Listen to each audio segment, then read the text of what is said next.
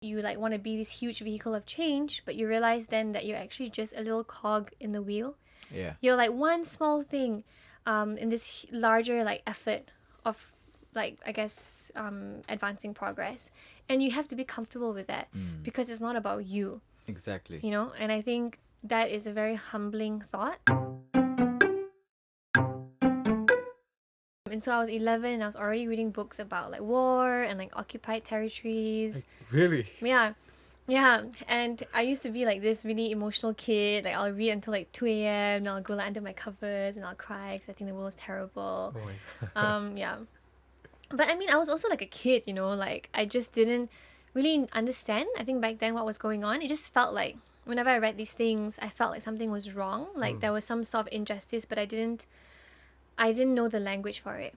Like there was no like sophistication in my understanding of what I was reading. It was just like, it's not nice that people were killed. It's not nice that someone was hated upon for like their skin color, for example. Okay. And then I went to school in Hong Kong. It's called United World College. It's basically a school. They throw people from different countries into like one boarding school. There's like a few campuses around the world, and you like discuss different things. And so I think that was my first introduction to how complex the world was, because like my friends were so different from me. Wait, how old were you again at the time? I was 18, so it was after SPM. Oh, okay. Yeah, I mean, it's really funny. We even had discussions in class about whether you should beat your kids, and like the Scandinavian students were like, "Oh, that's child abuse," like, and you know, and they're like really riled up about it, Oh, like how really? you just cannot hit your kid. But then like the Asian students were like, This happens I every mean, day. I'm fine. My dad hit me with a you know, like with a stick. I'm fine, you know. Still love him. Yeah, so it was just my first introduction to how complex the world was. And then I did this thing called Students Against Slavery, which was I guess my first real exposure to the fact that modern slavery is still a thing. Like in there's a sex slavery industry, also like the domestic worker, debt bondage kind of. Sorry if I'm using so much jargon, but debt bondage means like you bring people from different countries, you lure them into jobs. So maybe like you lure a Nepali Okay. person into Malaysia, you tell them that, you know, you're going to be working this and you're going to get paid this much. The land of promises. Yeah, exactly. And upon arrival, they're like, oh no, shoot, like whatever you were promised, and you were tricked. Essentially, you were duped, and now you're stuck here. You don't have rights. You can't leave the country.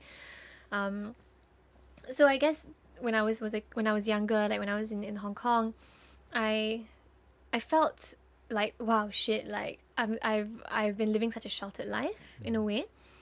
And then I went to the US. I did public policy, and I started getting very interested about how we could solve problems using interdisciplinary fields.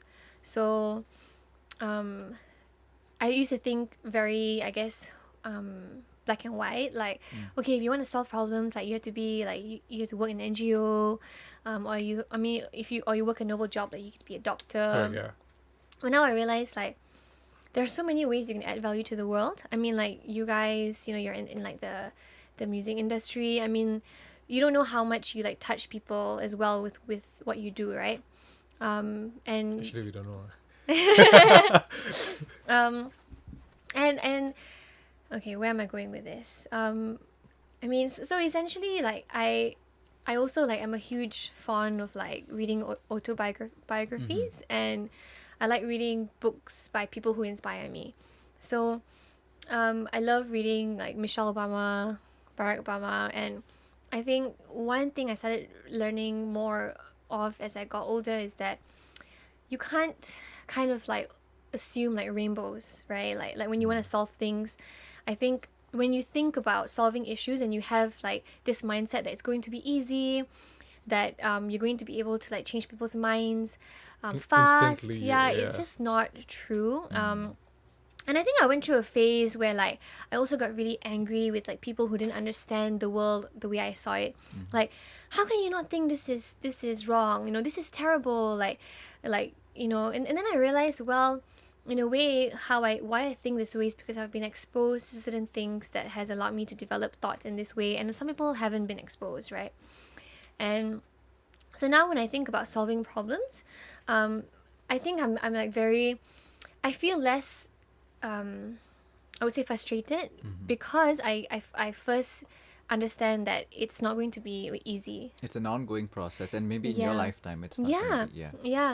So when I studied public policy, there was a common thing that people used to say, which is, especially when it comes to policy making, and this is interesting because a lot of people think that the government doesn't do shit, but actually I think the government does a lot. We just don't think about the good things that the government does. I mean, like the highways that we drive on, the water that comes into our taps. I mean, someone did something Yeah, to we ensure take that. this for granted, right? Yeah, we take it for granted. You're like, it's a necessity. Yeah. So it's meant to be there. yeah, So I mean, yeah, it's true that government is doing.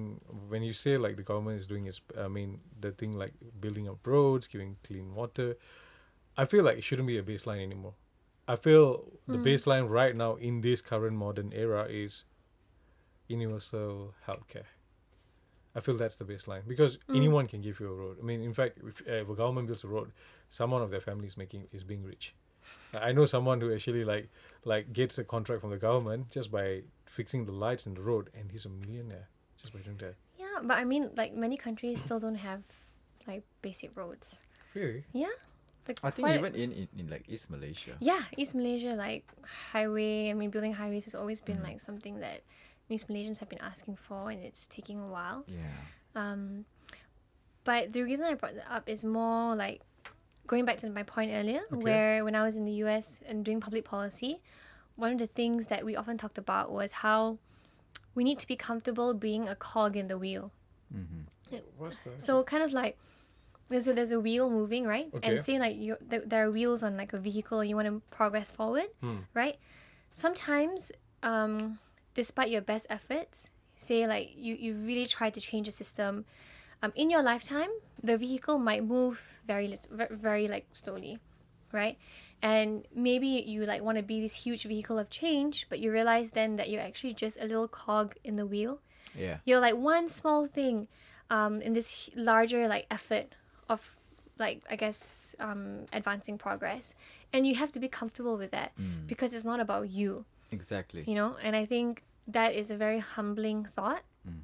And when you try to like do things, I guess, in the world, which hopefully can change things for the better, I think when I think about it that way, there's less frustration as well, because you know that, I mean, of course you can't do everything. You're like a human being, like one, like you said, like the world's insignificant. What about me as a person, right? Yeah. Yeah. Yeah. So once you've accepted that fact or that sort of awareness, then it's easier for you to sort of Yeah. do what you do and sort of achieve what you don't put that much expectations on your shoulder anymore. You don't carry the weight of the world Yeah. on your shoulder because you know it's a collective effort.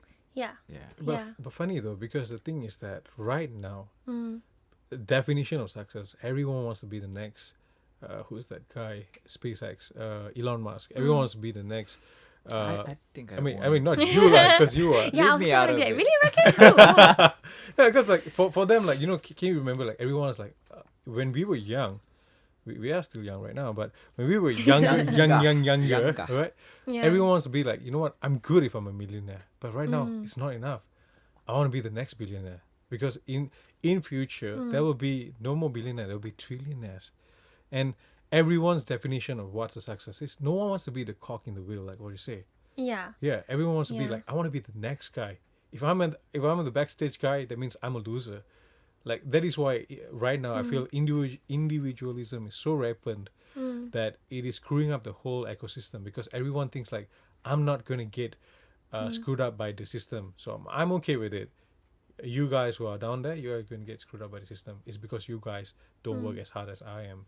Like everyone is looking at who's the Alibaba guy? Jack Ma. Jack Ma said by the time you're 30, if you're poor, it's your fault. I was like, I don't think so. I think it's the system. What do you Yeah. think with that? Yeah. Yeah. Wow, there's so much to unpack there. Yeah. I mean, I think for one, I think there has been a shift. Maybe I'm wrong. Maybe I'm. I don't know. Okay. But I think most people now don't want to be like millionaires. I think. Okay. I mean, maybe I'm mixing with the wrong crowd. We shall conduct a survey. Okay. I mean, I feel especially our generation. Right? Why are you guys even doing this? right? Like, it's purely passion. You're not going to become a billionaire from doing this. Sorry. Who knows? It's a fact. Did I I'm just No, like, it's blow it is its true. bubble. It's true. Boom. No, I mean, sorry, I didn't mean it that way. No, but Okay, it's but you know true. what I'm saying? Yeah. Like if there are easy ways to become billionaires. If you really wanted to, I mean, you could, like, Trade. A billion different Stocks. ways. Yeah. yeah. Shit, okay. But like, I mean, I don't think so. Like, you guys are doing this not because you want to be billionaires. So Correct, yeah. I think it's different. I think, well, it's also very complex, right? Because I think we need to think about the variety of people in the world. Like, we're talking about a subset of humanity, which are like urban kids like us. I mean, Yeah. there are people in different parts of the world where like they're just thinking about survival every day. Yeah. Like, Right now, as we speak. yeah. I mean, Exactly. so like, I mean, we're like in our 20s, 30s, and I guess we're thinking about how to create a meaningful life in a way, which is why like you're doing this, we're doing this together. But in some other places, like when you're 30, like you're just thinking about survival. I mean, so maybe I can like chime in with the work that I do, right? So basically, my company, we bring in like women from the Philippines to Malaysia to work as domestic helpers, domestic workers, as we want to call it. And I mean, in my role is I interview these women. So it's all done online. Like we find them on Facebook. I conduct interviews with them, and I think I've done like maybe like 100 or slightly more interviews over the past year. And there are women of all ages. Like they're as young as like 23, as old as like 43. Oh.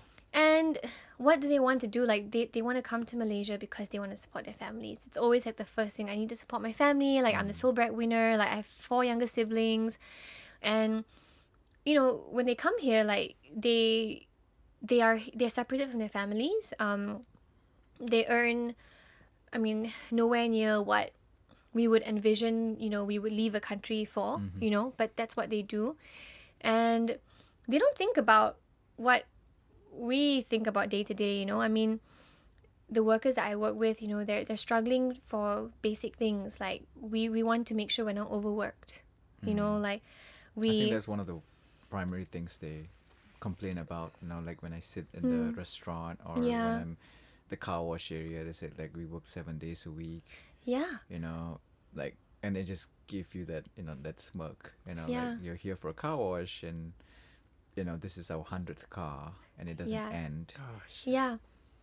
So it's just such a different reality. And so like for me, I go to the office, I do these interviews, and then I go home and it's like 8 p.m. and sometimes I'm like really drained from the full day of work.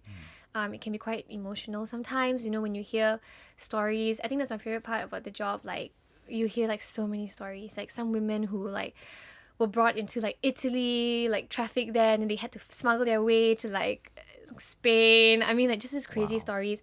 Like a woman who like worked as a cleaner in like a American military base headquarters in Iraq. Like these are the kind of women that I interview sometimes. And so when I come back in the evenings and I'm like, oh, it's such a drain. I feel so drained. I'm like, but that's nothing compared to these workers because they're still working. Like when I went to work at 9 a.m., they had started work at 6 a.m. When I came back at like 7 p.m. and I'm just like thinking, oh, laundry tonight, whatever, they're still working. When I go to sleep at like when I get into bed at 9:30 and I'm reading a book or watching Netflix, they're still working, a lot of them. So I mean, yeah, it's just the world's really complex, and I guess as I'm speaking to you guys right now, I'm aware that I can't speak on behalf of so many different types of people because I really don't know like the kind of lives that so many other people in the world are living today. My view is actually very narrow despite the exposure I have, you see. Which is funny because like Yeah. when you tell me that, it's the first time I'm hearing that, and I always feel like people right now feel like they know how the world is. They know how the world works because you know what, I have my phone. Yeah. Whatever I'm experiencing is whatever I feel the world is. So when you tell me stories about this lady who's like she has to go from Italy to Spain to save a life or something like that. Maybe she was like trafficked to the country, like so Okay. she doesn't have like a legal permit, and now she has to find a way to like Oh my god. leave the country legally, but she can't, and it's not her fault. The system tricked her into like getting into this state, right? Yeah, it's just there are so many people's lives, and as much as we think we know, we can read a lot, but we still wouldn't know. Like, there are just too many. I mean, that's what, how many billion? 7.4 now? Right now, right? Billion Yeah. people on Earth, and we just can't. We just can't assume that we know. I think as I grow older, I realize how much I don't know. Unlearning. Yeah, and the more you read, the more you realize, wow, like I don't know the answers to the world's questions. You would think like the more you read or the more like knowledge you gain, Yeah. but actually no. For me, it's been the opposite. The more I'm exposed, the more I realize there are more questions that I don't know.